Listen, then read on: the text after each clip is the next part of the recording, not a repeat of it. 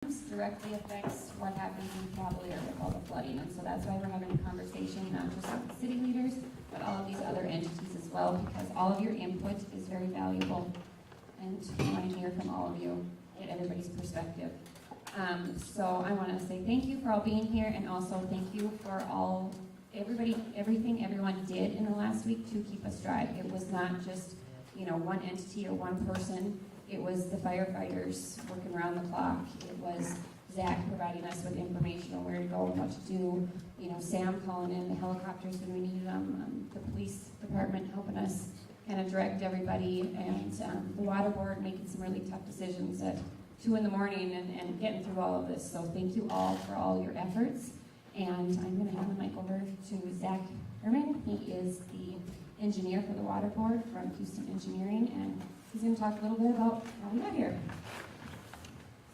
Sounds good. So I had...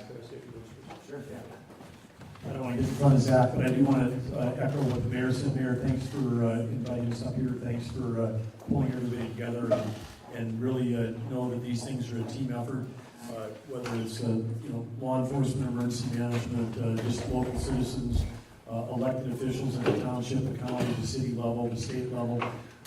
And really wanted to say thank you to everybody for pulling together. One of the things that makes North Dakota great is when we have emergencies, we can figure out a way to get stuff done. And I also hear from the state, we've got Darren Hansen, who's the leads emergency service for the state. He reports to our adjutant general, General Alan Dorman, who's got all the Blackhawks and everything to report to him. And they've been busy this last week putting out fires with derailments and dropping bags on dams. So we always appreciate the excellence of the North Dakota National Guard.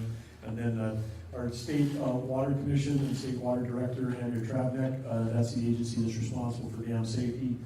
She's here to my left, so we're all here as well, and we're here to listen and learn. We want to get, we're here to gather intel from everybody on the ground. So we appreciate both the city of Capillary, the townships, the counties, outlying areas, ranchers, anybody here. We're here to gather information to help make decisions, because like I said, we're all in this together, and appreciate everybody being here. But thanks for pulling together this great group. Thank you all for being here, and it's great having students here as well. We look forward to hearing from you. These are going to be your communities very soon, and we want to always appreciate having the future leaders of North Dakota, who are often sometimes today's leaders, also here as part of these conversations. So Mayor, thanks for making sure we have students invited. With that, I'll turn it back to Zach. But again, thank you all. All right, well, thank you. We did get our projection going, so we're back in business here. But one thing I wanted to do here was just to start out by just maybe walking through the Tongue River watershed and the dams. There's people here that maybe aren't quite as familiar with them, but just to kind of give you an overview of where we're at in the world. If you're looking at the map, here's Capillary, where we're situated today. Just upstream, or just to the west of Capillary, is a series of small flood control dams that were constructed in the 50s and 60s for the purposes of providing flood control within the Tongue River watershed, as well as to the community of Capillary itself. So those dams were all built. They have been functioning. They've been providing relief to flooding within the basin. One thing to note, maybe some of you heard, Renwick Dam at Icelandic State Park is situated just at the outlet of the watershed. If you look at the picture that you see on the screen here, what this shows is, we've had risk at Burgum with spillways wanting to fail when they get activated. Renwick Dam is an example of a dam that's actually been through a process called rehabilitation, or essentially taking the dam, trying to remove that risk of breach or minimize the risk of breach by hardening the spillway. So what you see is a picture there near the end of construction, and I think it's on our tour if there's time to stop by so you can kind of see what that actually looks like in the field. So as far as the specific event that happened here over the last week or so, just to kind of walk through what actually triggered that. So you'll see on the bottom there's a date bar. So in early to mid-April, we were actually having a pretty tame thaw in the watershed. Things were melting at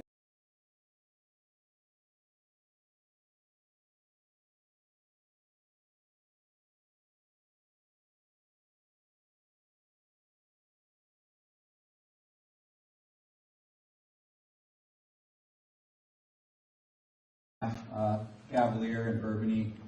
We had snowpack anywhere from, in certain areas, 16 to 30 inches of snow that fell on the ground. So that snow all of a sudden loaded the system with moisture. And then on top of that, we had a rain event, about just under 2.5 inches of rain at the end of April. That triggered, not only that rain began to run off, but a substantial amount of that snowpack began to run off as well. That collected in the dams did bounce, but they were functioning through that event.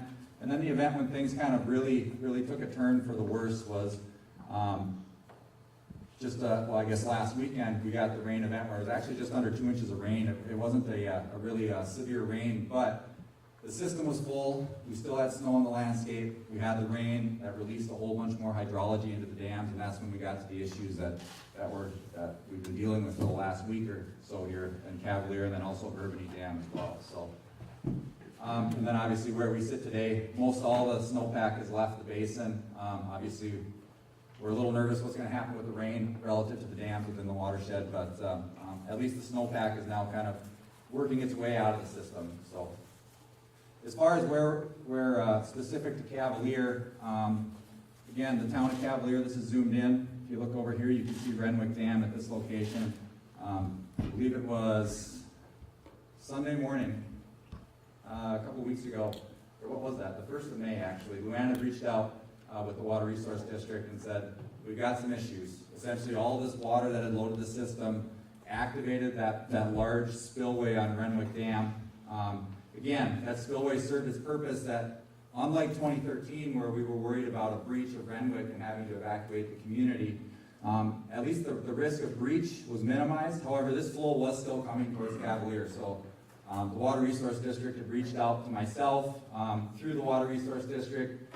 We did a lot of kind of computational modeling and things like that within this area to understand how water moves across the landscape. So through the Water Resource District as well as the city, we kind of we worked with the city to help them prepare for a flood fight. They knew there was a lot of water coming.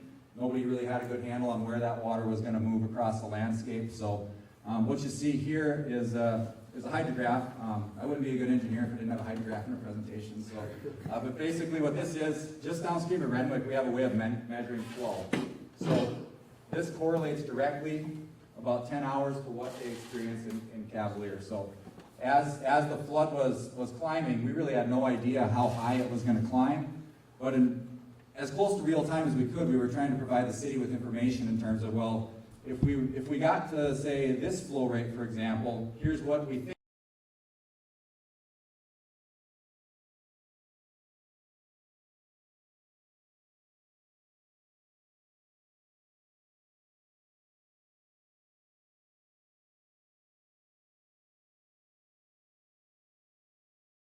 What happened early last week, the Cavalier. So this is the type of information that we were providing. So what the blue shows you is where we would expect flooding to occur during one flow rate, and then as we increase that flow rate, you can see it goes to the orange.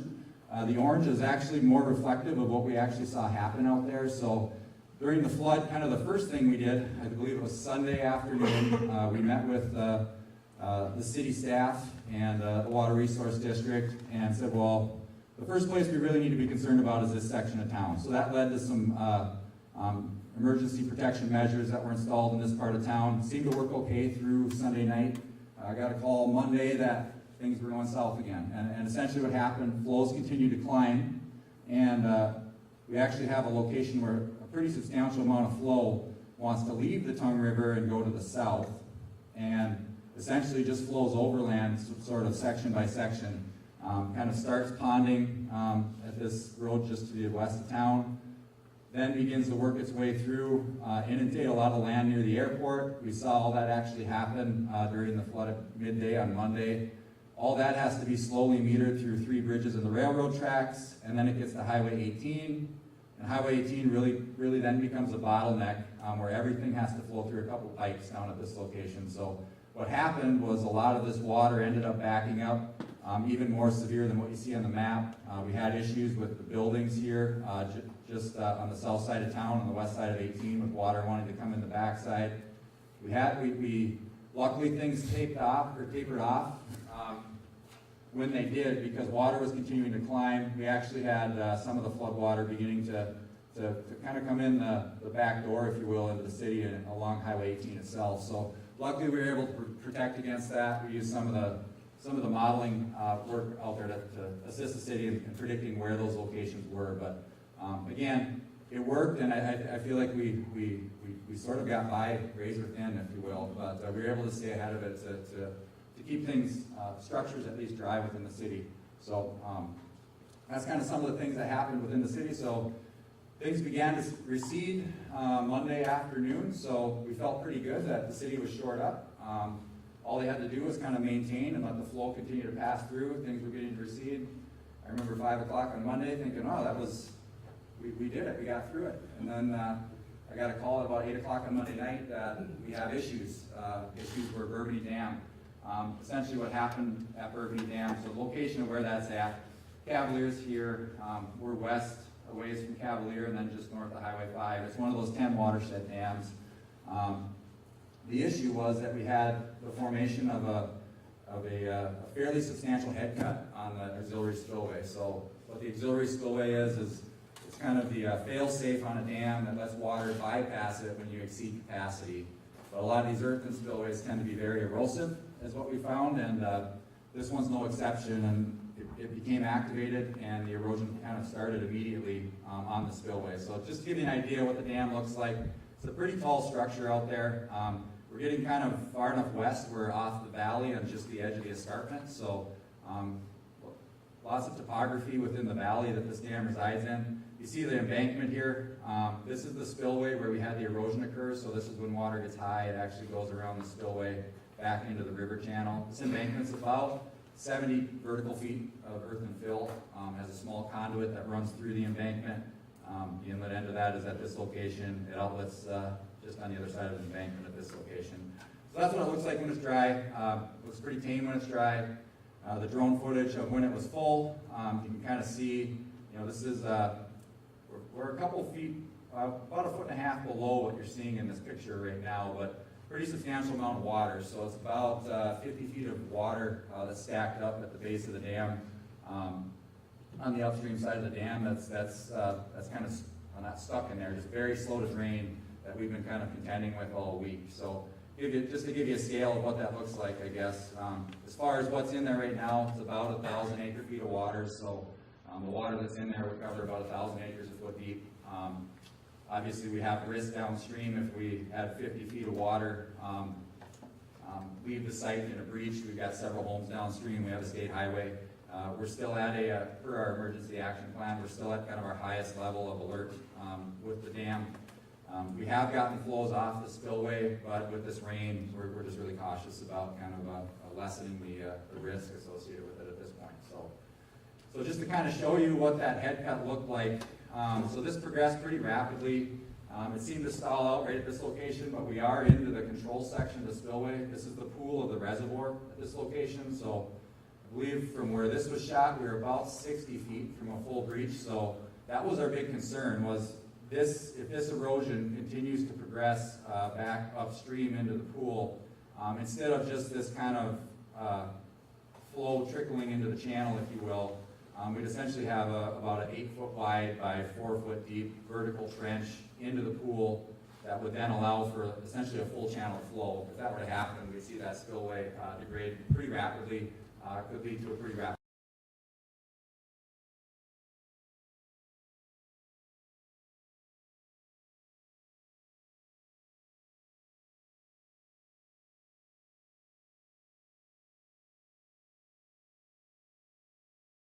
probably another 5 or 6 feet wider than what you see here. Essentially, it's undercutting underneath all the rooted vegetation and kind of collapsing in as it goes. So this was on, I believe this was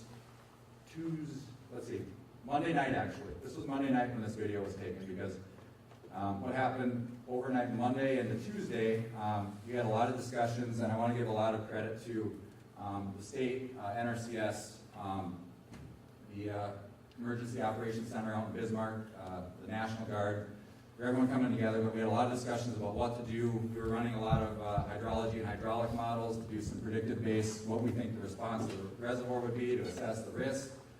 At about 2 a.m. on Tuesday morning, the decision was made that we need to take some action here to remediate this. So one of the challenges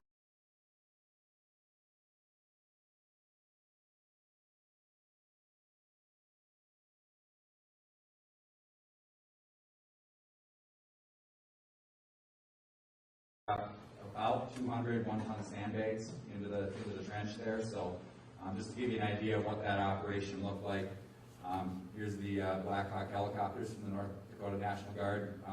Really came in and saved the day. There was really no other way for us to get any material into the dam. This was earth and spillway that was very wet. We didn't want to drive anything with any weight because we didn't want to ret it up and cause further issues. So again, 200 sandbags were kind of set. We had 2 helicopters for that day and a half setting bags within the trench.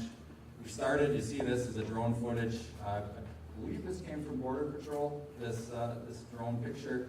But this shows right after the sandbag operation. So the first thing we did, we loaded the head cut with a lot of sandbags, and then we kind of worked our way downstream, and we oriented them almost like so they were check dams, if you will, with the idea that they'd have to fill in behind each dam and cascade over the next one to try and keep those velocities off the channel. So those bags were all set in the channels you see here.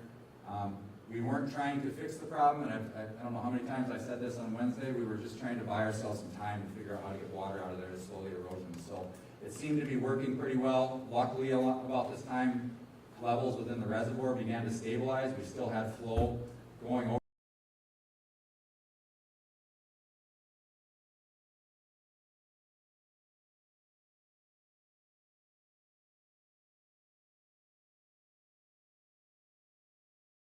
We were having some issues with the conduit that ran through the embankment, with its ability to drain. That led us to, we just need to start pumping and we need to move as much water as possible before we do have another rain event that's going to cause further issues. Again, issue is we need big pumps. We really can't get pumps of that weight in there. They're about 12,000 pounds filled with fuel. So how do we get them delivered to the site? What that led to, the Black Ops, it actually exceeded their payload, so happened really quick, and we're super appreciative for all that were involved to be able to make that happen. But the joint effort between the North Dakota Guard and the Minnesota Guard got one of these Chinook helicopters on site to be able to set those larger pumps for us. So you can kind of see this picture here is them setting the pump right on top of the earthen dam. Here they're coming in. This is about 600 feet of pipe that came out of the pump to get it safely down the hill.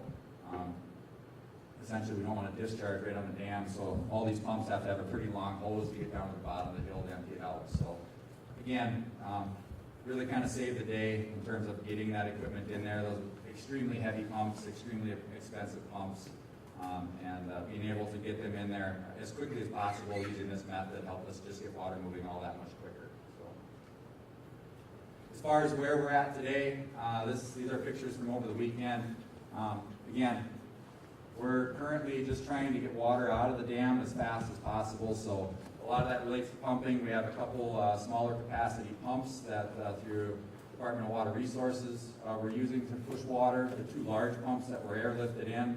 A couple board members actually figured out a path on the opposite side of the dam that we could get lighter weight equipment, things like tractors, a couple PTO driven pumps. So there's 1 pump here, but we have 2 pumps set up there now. I believe they're both operational as of this morning, pumping water up and over. So we think pumping-wise, we're moving about 30,000 gallons per minute over the dam.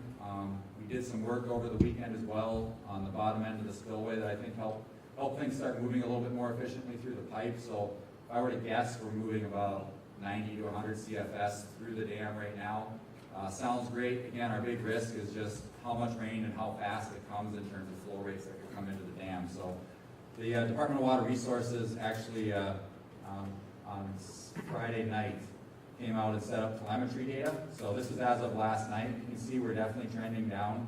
I believe at this point we were down at about just over a foot. We had pulling off, and overnight actually we pulled off another 0.4. So we are seeing some progress. That trend seems to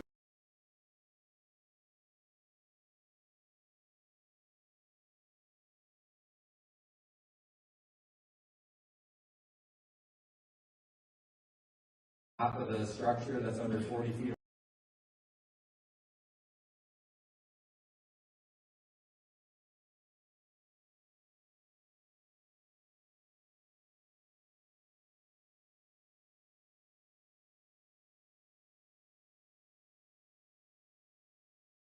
Much quicker, but we're still continuing to pump, just try and stay ahead of whatever might come for rain, and ultimately we're going to have to get the thing drawn down so we can assess what the issue is, so. Question, Zach, on Yeah. that, you mentioned 100 CFS through all the combined efforts. Yeah. What's the CFS flow at the city of Capillary right now? Right now, hang on, let me go back to that diagram. I think I cut that off pretty close to. So as of May 5th, Cavalier was moving about 900 CFS was coming out of Runway Dam, which goes through the city. So, and that 100 CFS isn't necessarily the concern for Cavalier. The Cavalier is more, if we get a breach, we see flow substantially higher as that wall of water kind of works its way down. So. With Burgum, in addition to the highway and those structures, there's also indirect risks there. We have another dam down.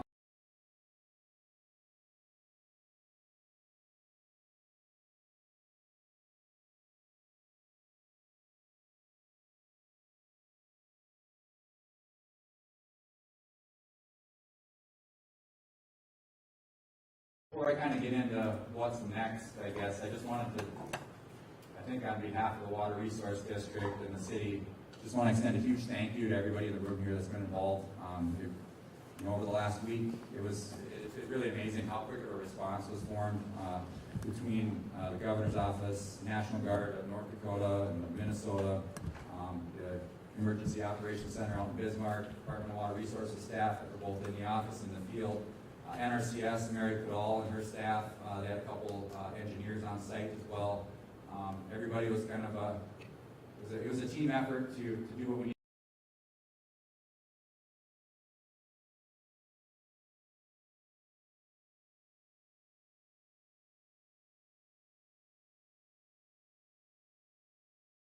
In addition to the sandbags, we rolled out some turf reinforcement mat that we were able to secure in Fargo, and stapled that down through sandbags to help weight it down in the channel.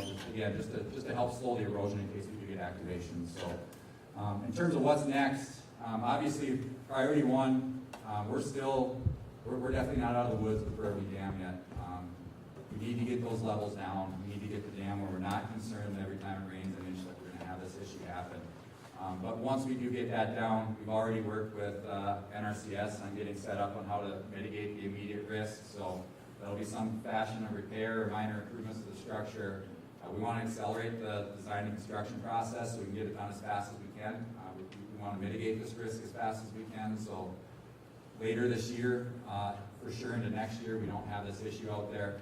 There's funding that'll be available through NRCS, and then we'll be building a funding package that'll kind of center around combination of local, regional, and state funds through the DWR for that matter. So that's kind of the path that we're on in terms of the immediate risk. One thing that's been going on at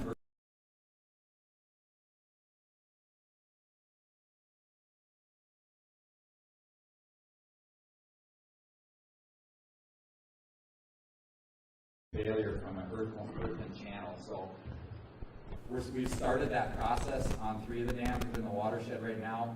Those are kind of more major overhauls of the structure. We're in the planning stage within the NRCS Rehabilitation Program right now, kind of determining what we're going to do with those structures and move.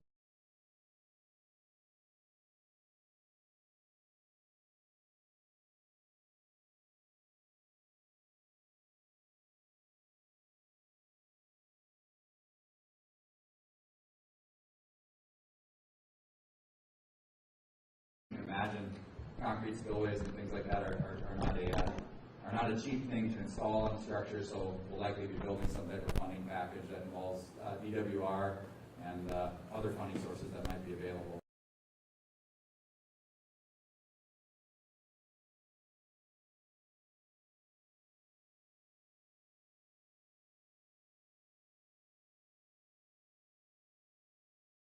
I think really from Cavalier's standpoint, what they're looking at is how do we take some of this stuff and more preemptively leverage it so the city has more of a plan in place on how to mitigate that risk into the future.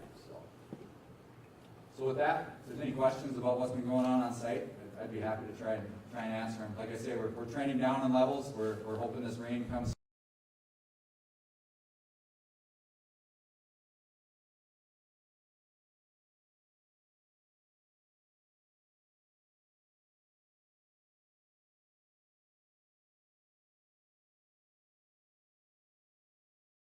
I believe the 2 pumps we have flowing in will burn, correct me if I'm wrong, anyone in the crowd, but I think it's 500 gallons a day, essentially, to keep those pumps running in diesel. The tractors,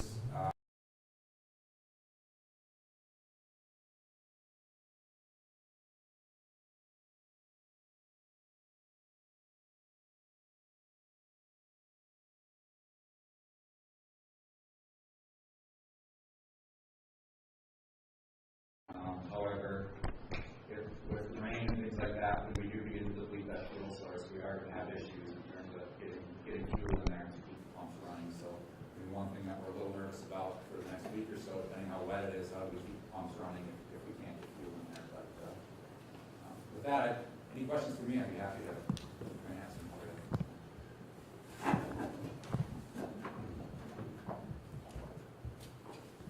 So is it all diesel?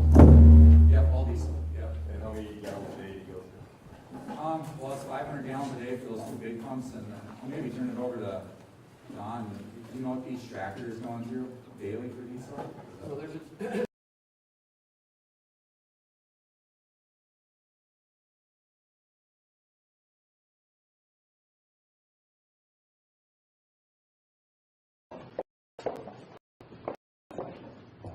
I wish I had better numbers on that. Actually, that issue is trying to keep them running for like 24 hours with the hoses downstream, coming apart. So we never run one for complete 24 hours. So, but if we can keep them going, they're usually most tractors are designed so they'll run basically about 24 hours. So.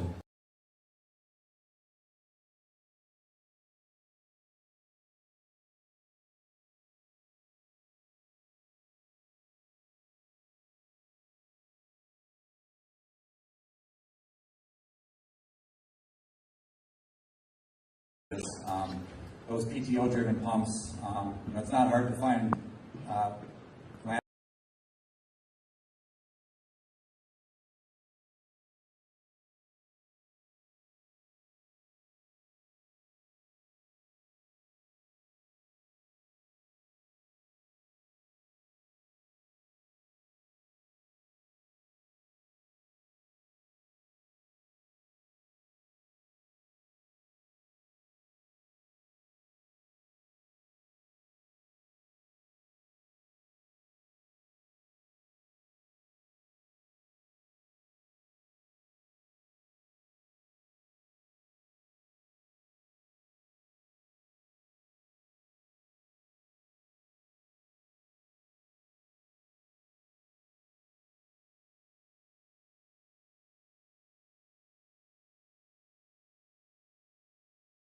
anytime you're pumping with mechanical equipment.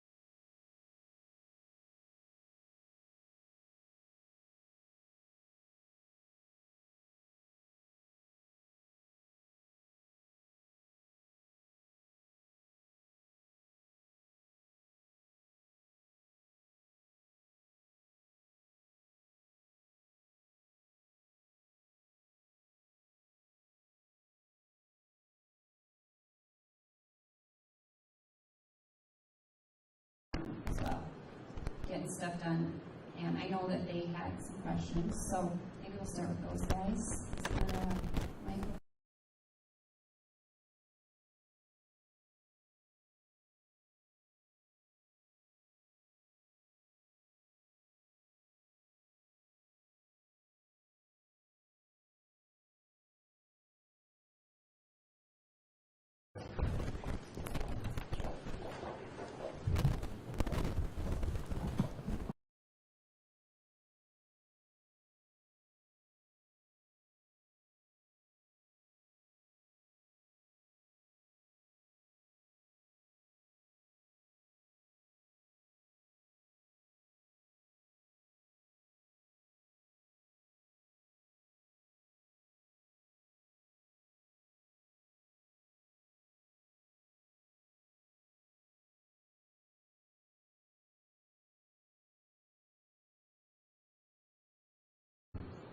Which I guess what I hear wasn't expected. Believe that this will occur. Just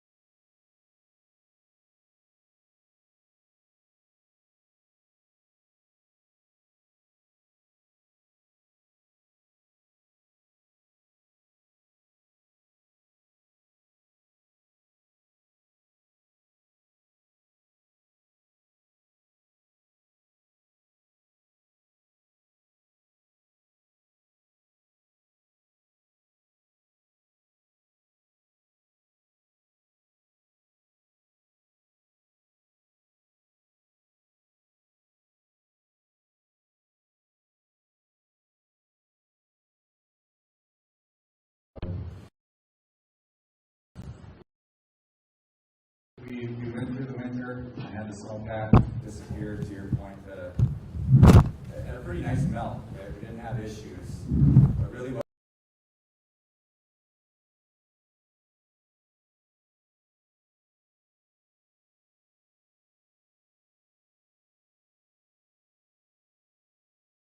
rapidly with the rain that we received on top of it. In terms of storage capacity, the capacity is all still there, but I agree with you. It does seem like this just is happening more and more frequently. Not only in this watershed, but all these watershed dams that were built years ago. So we just assign that, we're dealing.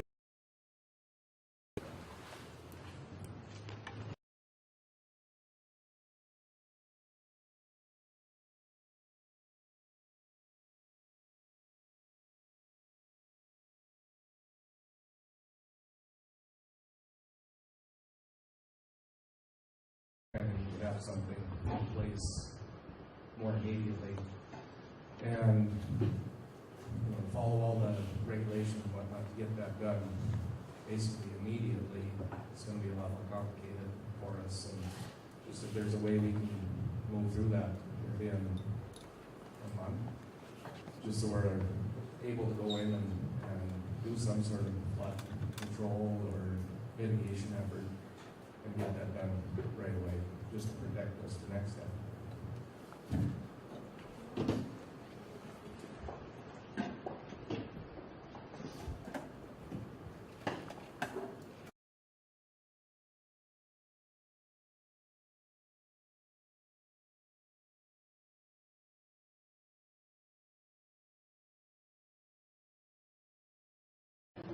Hopefully being useful. They usually are. So I can address some of your immediate concerns. One of the programs that we're is the Emergency Watershed Program. So that should help in place. It's not the rehabilitation piece, but it's enough to keep it safe until we can get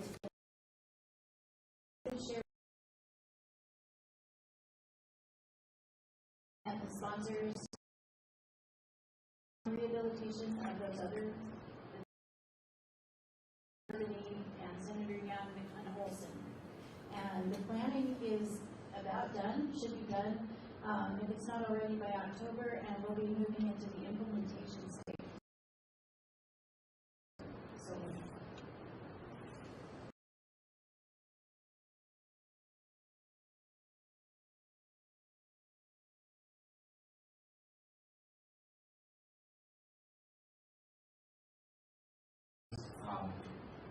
Rehabilitation Program provides a significant amount of funding from NRCS to help with these, but these rehabilitations can be costly, and there will be a non-federal component of it that will have to build a funding package to keep them moving as quick as we can to get them built.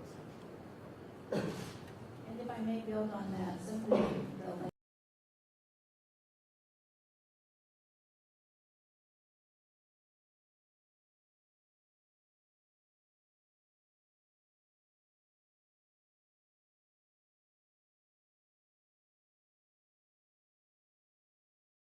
is repair for any damage, some things that will help.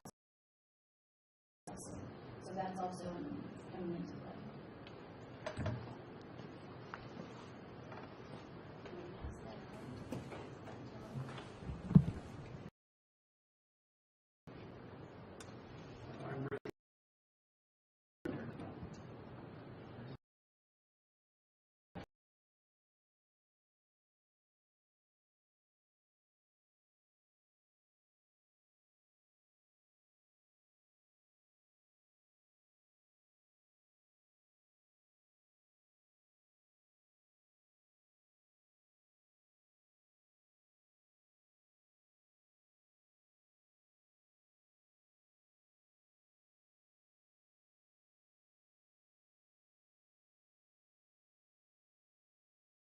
What used to take, at least a month for the water to drain off the hill in the springs and stuff, it's all so well drained.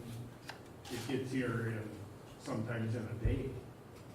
And our dam system that was designed in the early 50s, there was almost no drainage into them, and now everything, laser, GPS, and laser guided drain technology. So that's the biggest.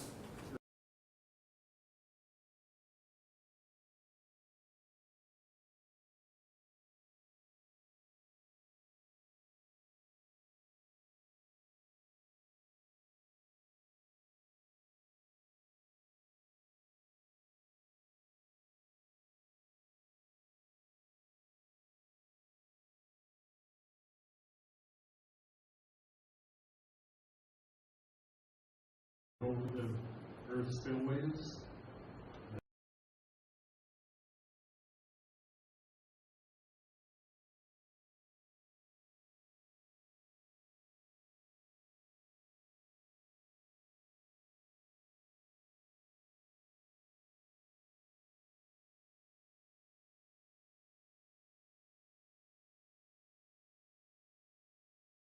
I'm already here to help us, but I just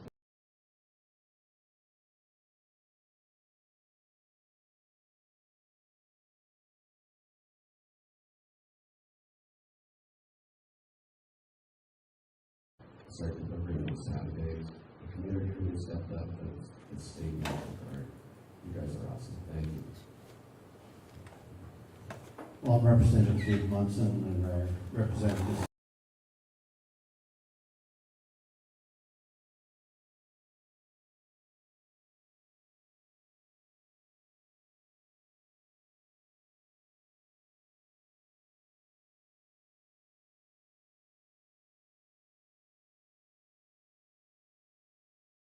question towards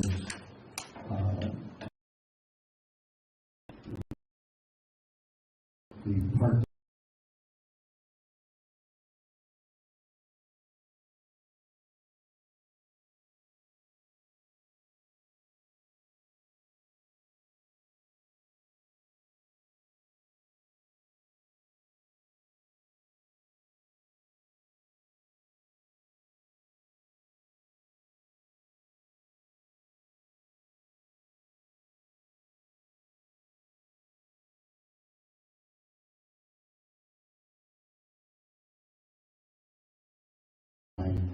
in covering some of the costs for the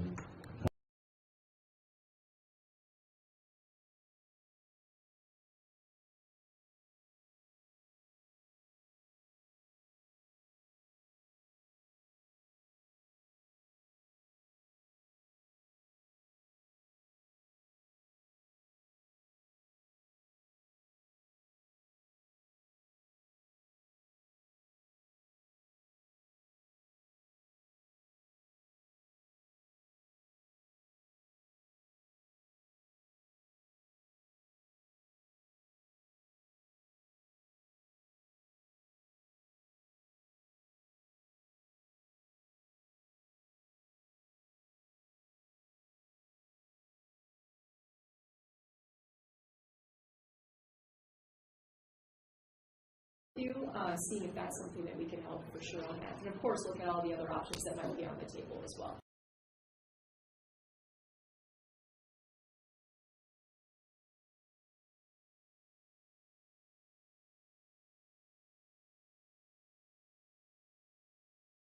We have record revenues in the state this year because of the $100 oil price.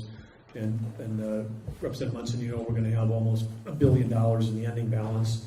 We got almost $1 billion in the strategic infrastructure fund. So I think it's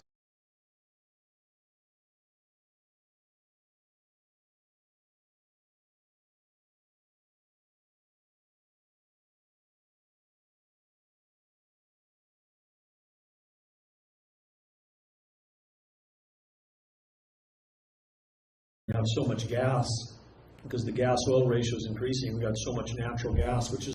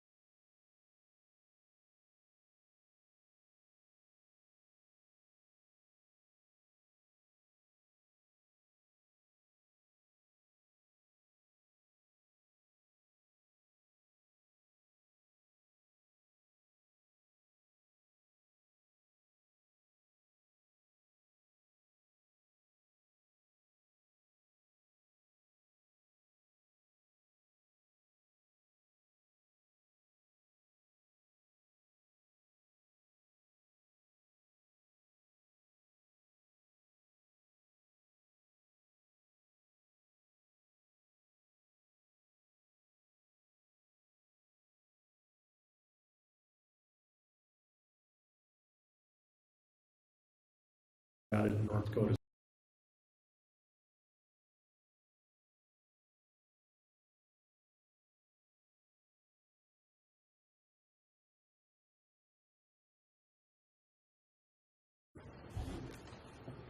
You're it. They've got some mic down here in the south here.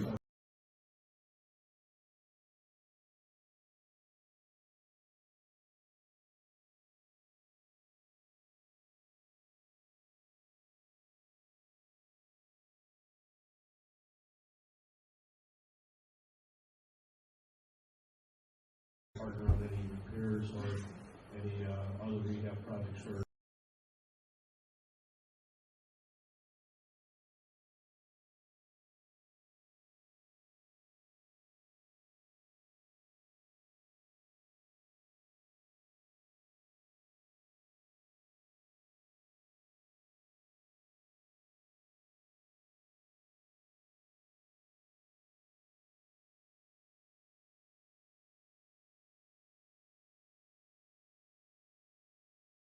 of what's required to rehabilitate these. So, you know, with the path we're on to move through those three structures to rehabilitate them, they're likely pretty significantly staggered from a cash flow standpoint. So, I mean, any meeting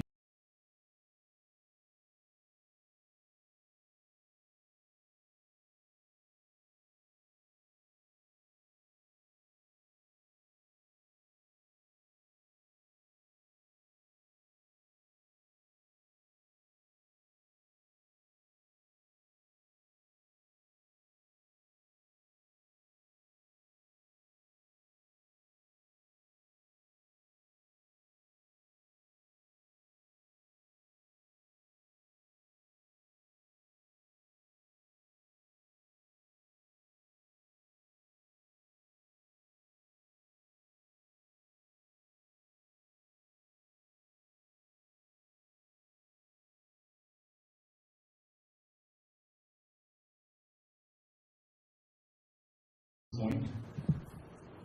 Yeah, I guess my only concern would be trying to rebuild some of that. So it doesn't happen again like Barry was talking about.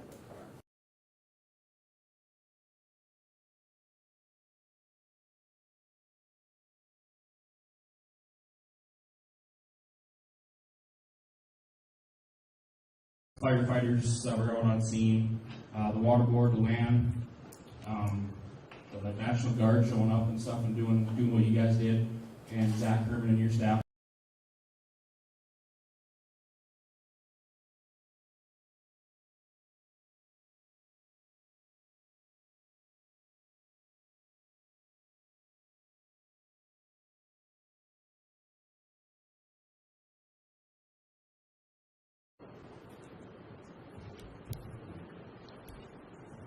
Yeah,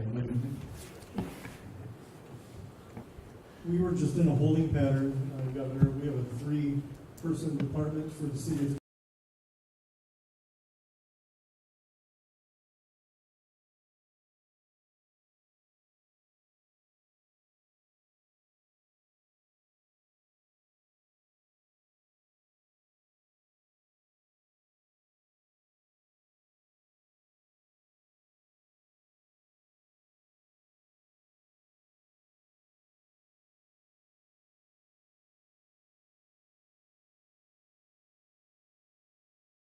case of evacuation was ordered, and then we would have sprung into more action and had a bigger role in that. But these firemen and responders and sandbaggers are big elements.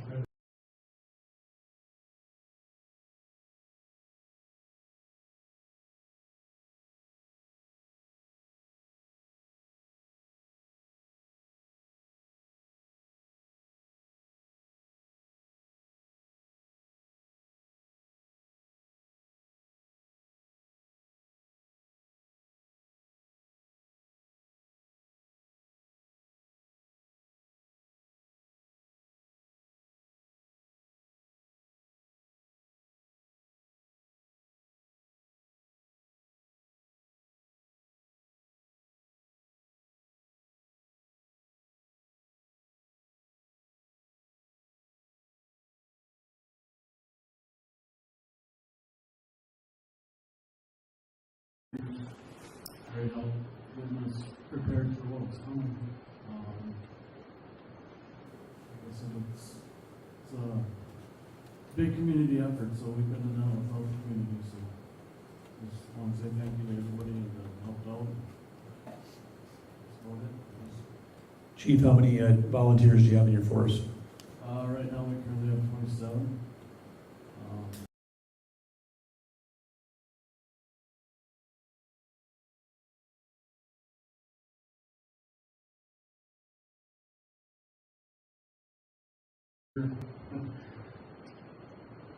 Not much sleep in the last 2 weeks, but they're great help.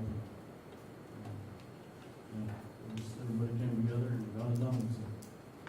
Well, please pass on our gratitude to all 27 on your team, and thanks to the ops team too from the city. Great effort when everybody's pulling together. Sam, did you have some comments for emergency management you'd like to make?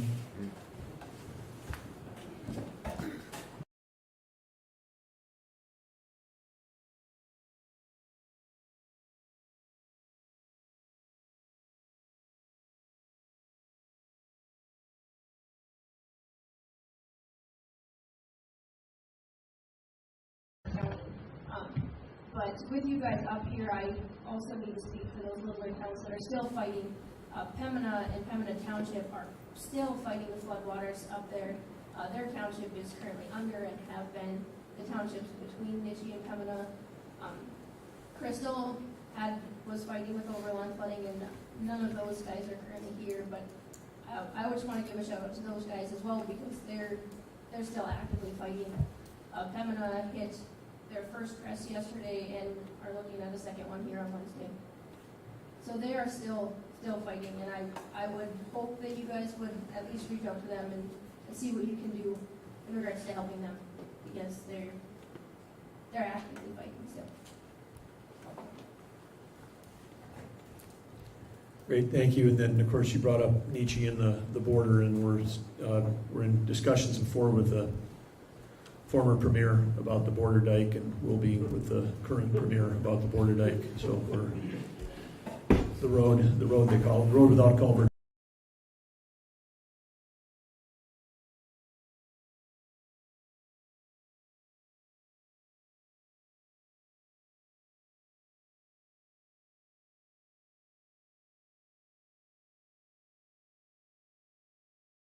I got some emails from Randy Justbang on Canadian Bank, and I can't tell you the rage that I feel and the northern tier of this county feels when we see a hoe parked on the Canadian side with the stick out, holding the flap on the culvert that does exist shut, so the water doesn't come into Canada from the United States. I can't begin to tell you how that makes me feel. You know, my father sued Canada probably 15 years ago to get that border dike down, went all the way to the Supreme Court of Canada. We're going to need the political help because legally it's a question of jurisdiction and it's a mess. So I appreciate the fact that you're aware of that. I appreciate Randy sending me those emails, although I think Luann forwarded them to me just to see how high she could get my blood pressure. That being said, I do want to call out Mayor Capillary. While her own house is full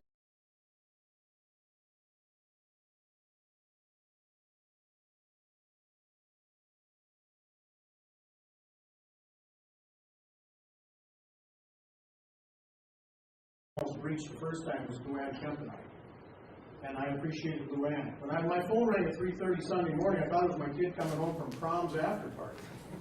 Oh no, it was Luann. And we got trouble, get up. And we started right then and there.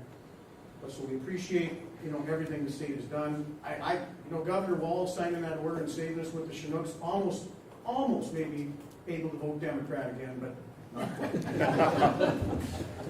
And again, the firemen, you know, I've seen those guys dragging bad. 2:30 in the morning, knowing they're going to go out and spend more time sandbagging, and not just in Capillary, but the surrounding area when houses needed it. And that's the true community and the spirit of North Dakota. And I can't speak to that enough.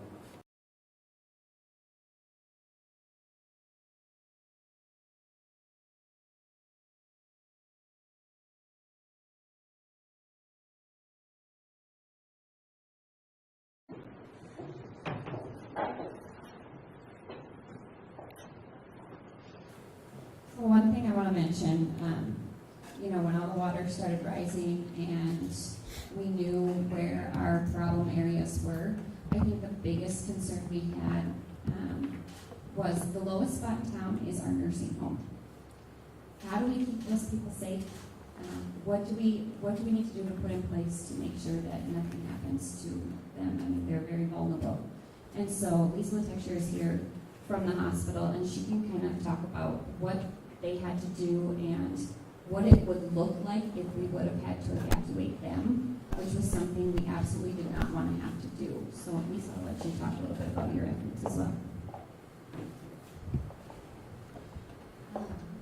One thing, I guess, thank you for all the efforts, and it's greatly appreciated. We worked with the state health department, obviously, coordinating with them.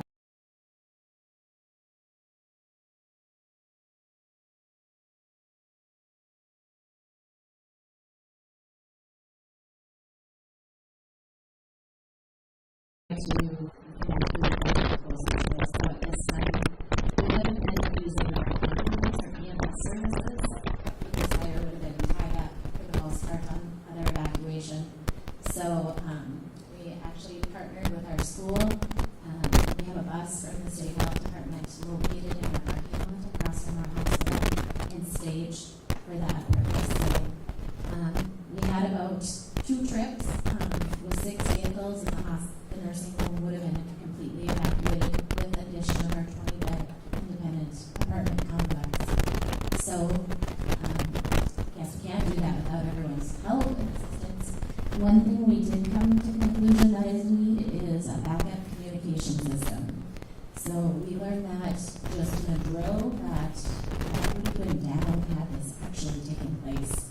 So ham radio was our backup, and that is not our backup currently. So I would say that would be a huge thing we need to work on.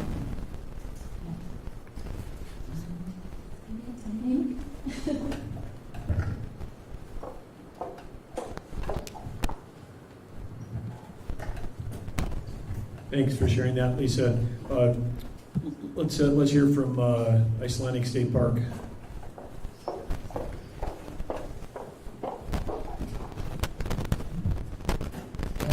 Mike Curry from Icelandic State Park. I guess our goal in all of this was to kind of, just watch that dam and see what was going on. I guess to testament to good planning for the park operation was that the elevations in the park and the buildings and everything, the park's in good shape. We're just kind of waiting for that water to come down.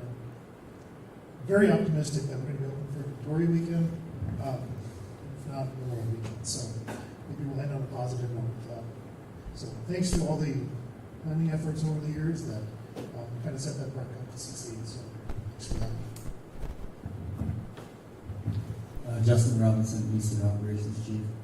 So I know many of you know me, but I'm behind the scenes now. When the event started, Mike and I were talking probably every 2 hours, while I'm also dealing with floods in Turtle River and Fort Ransom. And so I just want to say, express my gratitude to Mike. You know, in the emergency operation plan, that the park is not listed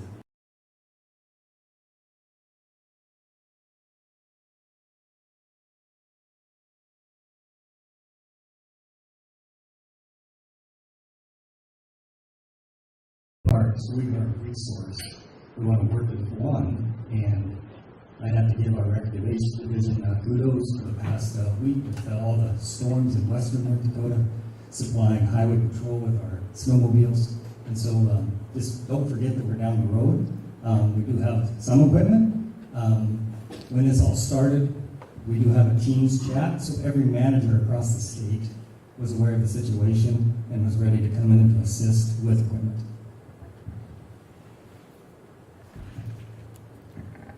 I just want to echo what Justin said when he mentioned the snowmobile and some of the track machinery that used for snowmobile trails. When we had motorists that were stranded in their cars during that blizzard a couple weeks ago, and Highway Patrol couldn't get to them because the Parks and Rec had pre-positioned equipment, including different places, then Highway Patrol was able to team up, use those tracked vehicles, snowmobiles, and track layers, and actually rescue multiple families that were stuck in cars. So great teamwork and great planning across agencies. So nice work, guys. And thanks for keeping an eye on that dam. Others around the table that want to say a word that haven't had a chance to yet?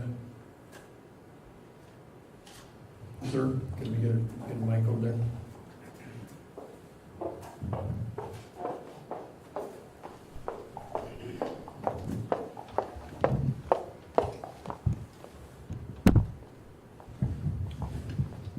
Dave Oldquist, Summit County Commission, District 3, which is south and west of here. One question on the, I know that you declared this the whole state a disaster area, but what is the next steps? Do we need a presidential declaration before we get FEMA funds, or what's going on along those lines? Because there's been a tremendous amount of money expended here by the water board, by the city, not just Capillary, but all the cities in the county, and townships. What's the plan, or what's the scoop? Well, there's we do have a plan, and the first thing I always tell people, keep your receipts.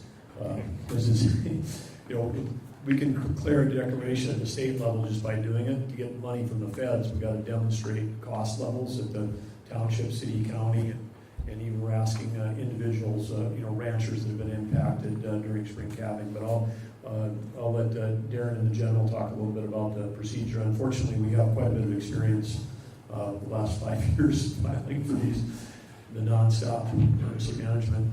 Go over it. I'll introduce Darren. Question on the presidential declaration. We do expect to get one of those. We keep this disaster open until the Pembina River, the last gauge, crests. And once that happens, from kind of the beginning of the storm until that river crests, that will be where the costs will, the timeline starts and ends for the costs. We do expect to get that. We're actually tied in with the snowstorm in the northwest on this storm, so we'll easily meet the threshold. We've got one of the biggest in the whole country. Other states send their people.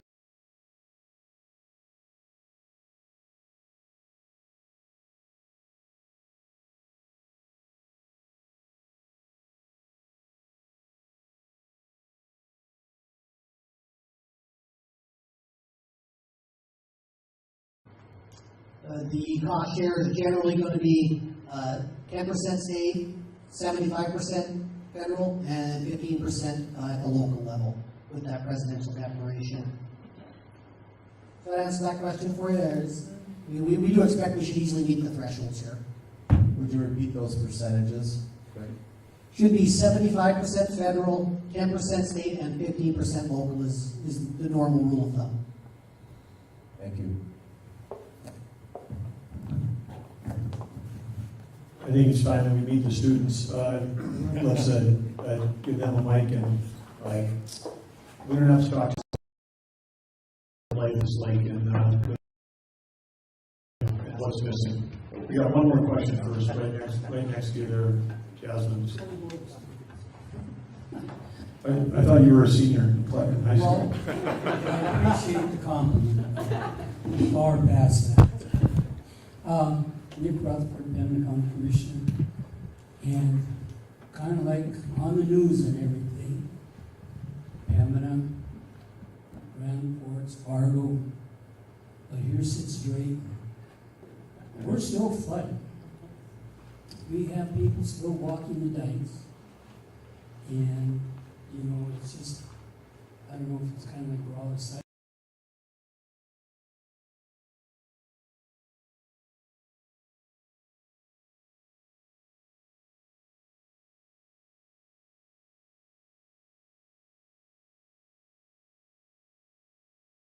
More. Yeah. I don't know who you can blame or whatever, but Drayton, it's whatever Grand Forks, Fargo, Grafton, Wapton.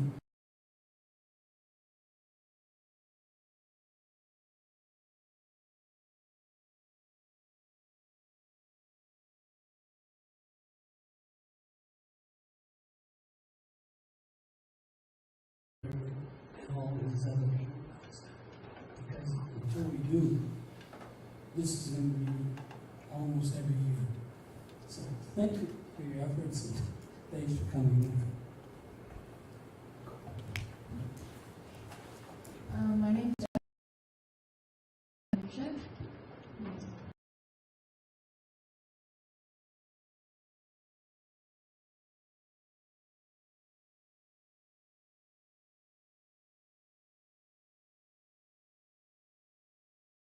Also on the student leadership.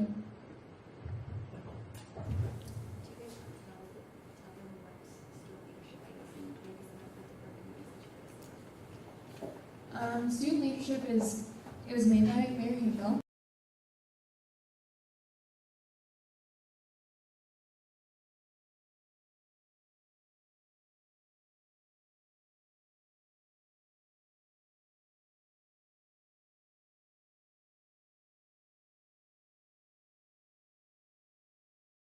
I attend 37 East.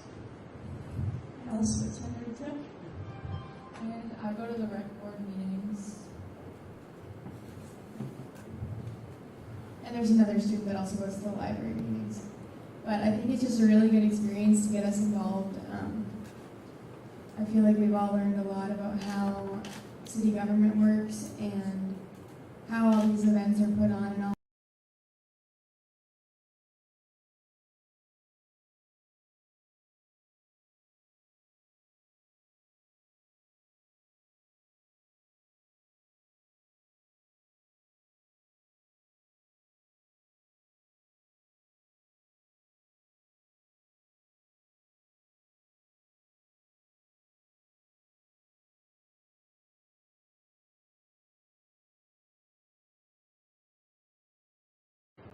Yeah, kind of going off what Paige said, like everyone in the community really stepped up and they all did their part, and I'd say thank you to all of you, to the state and to my city and to Lacey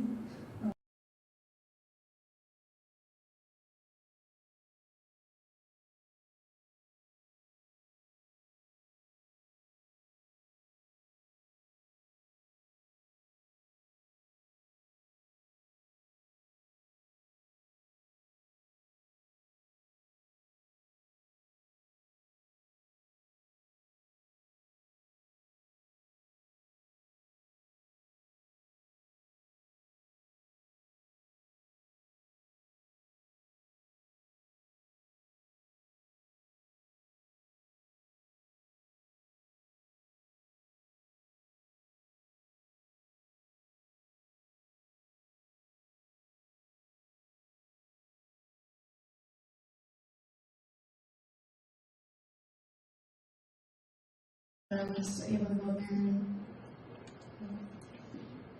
oh yeah, and they're building a teen room. I think Kaylee could speak more on that, but yeah, I don't know. I think a lot of us find our own fun, so yeah. Yeah, what Jasmine was saying, our community is trying to build like a teen room down in the bottom of the armory to like have games and stuff like that down there for teens or like young kids to come to. It's just like a space to get away from like home or school or anything like that. So I think that would be a good like addition to the community. And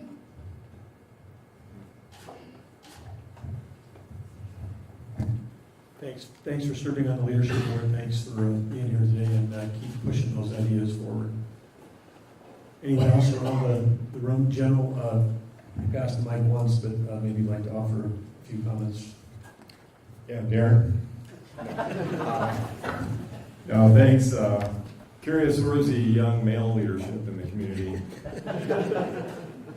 Good for you guys. Thanks to the community. There's something really special about small towns, rural counties, the way you all come together. A number of folks have highlighted that already. You cannot over-communicate. I want to thank Sam and Zach are probably the two that I talk to on the phone. We try not to get in your way, but we also know that you got a lot of people staring at you when something like this is happening. So anything we can do at the state level to help lift that burden off you, to help you out, please ask. And I tell this to everyone, during times of emergency, think big and ask for whatever you need. The worst thing that can happen is the state or the feds or somebody says no. But you're really busy at this in the front lines. So again, anything we can do to lift the burden off you, just ask. We have some more resources. We have folks that aren't in the middle of a fight. We might be able to take some of that planning effort off of you to find solutions to the problems you're dealing with on the ground. And that includes these smaller communities that normally work up through the county to access state resources. We do not want to bypass the county and go talk to them, but if we can help out and you say, hey, please call up these communities, check in with them, here's the point of contact, we will absolutely do that. We know there's costs involved in all this, but there are some times where you just got to say, you know what, we're going to go get a Chinook because I don't hear any other solution. And we can think about it for another few hours or we can get this thing moving because it's going to take a while to get it here. So anyway, thanks for what you do. Thanks for the strong partnership. I got to know some new people through this process. If we have to do this again, I think we'll respond even quicker because of the relationships that are in place already. But again, for Sam and her team, Zach, the whole community, the way you came together to fight this flood, just thanks from us at the state level. For all your efforts, and this is a government joke, but we're here to help. But we really mean that. And anything we can do to lighten your burden, help you find solutions, we're all in to help you out. So, thanks, Governor. Thank you, General. Before we go to closing, I'm just going to offer, as everybody's thinking about resiliency, how do we prepare for the next one? How do we make sure that we're ready when this comes again? And multiple people around the table have brought up, the drainage in Red River Valley, because that's going on both sides, Minnesota side and the North Dakota side. So that water that's coming at us is coming from, really aggressive draining. I know when Clay County's got 600 miles of drainage ditches that all, pointed right at Fargo-Moorhead. So it's there's just there's a lot of drainage going on. So I think, again, that rather than all of us just going, hey, we've all lived a long time, we think this is increasing in frequency. Part of it is we've got big floods in 97 and 2009. You'd all be shocked about the money that was spent both in the emergency and then afterwards on building flood programs, flood protection, versus the amount of money that was spent on instrumentation. The Weather Service was trying to do predictive modeling on the Red River, and I think, in the big flood I checked before I was in this current job, that, you know, half the CFS was coming down the Wild Rice, half of it was coming down the Red River, combining to, you know, to hit, you know, Fargo, Moorhead, West Fargo area. And there's like only 5 gauges on the entire Wild Rice, and 3 of them were on ridges that were underwater. So then you got some kid in Minneapolis with a spreadsheet trying to tell you how high the river crest is going to be in Fargo and Hillsborough and Grand Forks and Drayton, and he's got no data coming in. So we'll spend $1 billion on flood control, and then you go back, you know, 10 years later and go, do we have any more gauges? And they're like, no. So we have to keep thinking about the automatically collected data. And Andrea Travnik's been fighting for this, and we are putting out the State Water Commission, got it approved before when we thought we were in a drought. Because they worked that too, because we're years behind on ag permits. We discovered that, so Andrew's pushing for more personnel now to help get ag permits out, water permits during a drought. Emergency Commission and the budget section, Dave and the leadership supported here interim, gave her a little more money and a couple more people to try to work that backlog. And then the department is rolling out like, how many? We're gonna try to get 100. We're gonna try to get 100 more of the presents out the door this year. So we've got about 250 out in the state right now. We're hoping for 100 this year and another 100 the next year. But the real-time data is going to be extremely important for us. And when Presence is the acronym for a little solar-powered unit that costs less than $500. I mean, we're talking about, you know, millions and tens and hundreds of millions of dollars repair. For $500, we can, you know, stick one of these out there instead of having a state employee in a pickup with a clipboard go out and try to find a gauge that's underwater. We can actually be getting the information coming back electronically. And so, you know, hundreds is good. I think the state needs thousands. I mean, on all these little, I mean, it'd be great if we had hundreds just in the, you know, the Tongue River watershed. Because then we'd actually be able to understand year over time, or the frequency, the flows, where it's coming from, and we can design a better system. So that's number one. And then number two is, you know, a lot of gratitude. I know Darren and Emergency work really closely. We've had great collaboration with the Civil Air Patrol. We want to give them a shout out for all the work they're doing. But, you know, here we are as a leader in unmanned aerial systems. We got, you know, all of that activity centered right out of Grand Forks in this area. And in the storm we had a couple weeks ago in out west, we had some of the rural electric co-ops declined our offers for UAS support, and we're like waiting for state plows to, you know, help plow, you know, roads and county roads and township roads to meet. Because I mean, when we were up there in Crosby, there was like 4 transmission stations that no one had physically even gotten to yet, and they're like, you know, what's the damage? Well, we don't know. We couldn't even get there. Meanwhile, Montreal Williams said yes on the drone support, and they had all of their line engineers sitting in their offices watching a real-time feed when a drone was, you know, flying. We can put a drone in the air for 20 hours at 7,000 feet that can do infrared and you know, daytime, all this stuff. And they sat in their offices and figured out exactly how many poles were snapped off, and never like had to, you know, go out and battle the storm or do anything. So we've got technologies here. So when we think about resiliency going forward, it's not just about spending tens of millions of dollars on, you know, dams and whatever, but it was brought up about the backup communications that Lisa mentioned. But, you know, better communications, better data collection, better use of technology when we're in these things, that will help, you know, give better information to all of us when we're doing this thing. Because again, some of these dams are in remote, hard to access locations. And then apparently I learned today on the way up here that we had an issue with the FAA where we couldn't get, you know, clearance, you know, to do some stuff. Well, then that gives us a job, so the Lieutenant Governor and myself can go push back on the FAA and make sure that when we're in the middle of an emergency, the federal government should be like taking a week to give us a permit to fly a UAS over an area where all of you could usually use the information, or it could be literally sitting at your laptop watching the video of, you could all be watching the video of what's going on as it flies over the dam and it flies the whole watershed.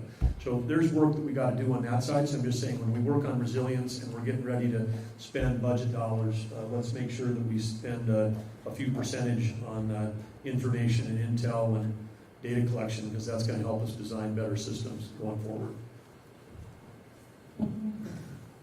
I don't know, Zach, if you want to touch on, you said earlier, we're not out of the woods yet, the precipitation that we're getting today. Do you have information on what exactly that will look like for these dams in the city of Capillary moving forward here this next week?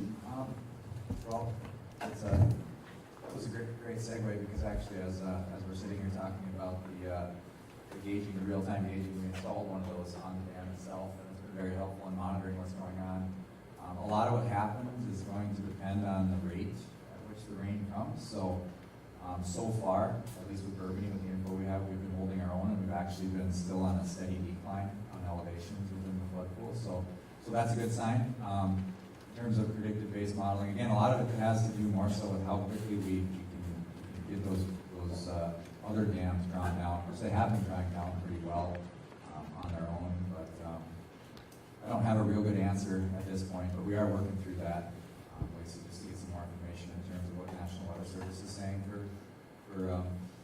predicted rainfall. And then again, to the point of needing data, a lot of what drives it is how low the rest of those reservoirs are. So having that information in terms of where they sit in real time is very helpful in predicting.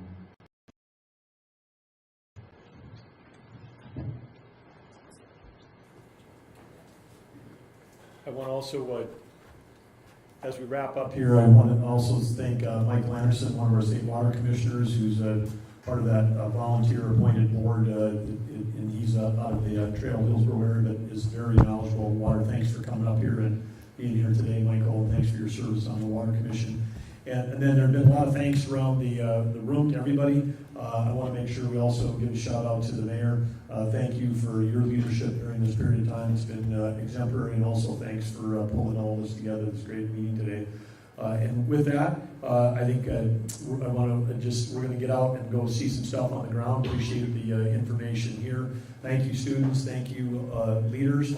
Thanks everybody that's been on the ground. And again, for those that aren't in the room, the moms, the dads, the teachers, the ranchers, the farmers, everybody that's been out pulling together that makes our North Dakota communities great. As been said, it's one of the reasons we all love North Dakota, is because we all can get it done working together. And you know what's happened here in the last few weeks in this great response, and everybody's talking about round the clock and overnight and volunteer assault. That doesn't happen everywhere in the world. It doesn't even happen everywhere in the United States. So let's remember to be grateful for why North Dakota is great and why we love it, and let's keep it that way. With that, give yourselves a hand. Thank you for being here. Thank you, Mayor, and great job.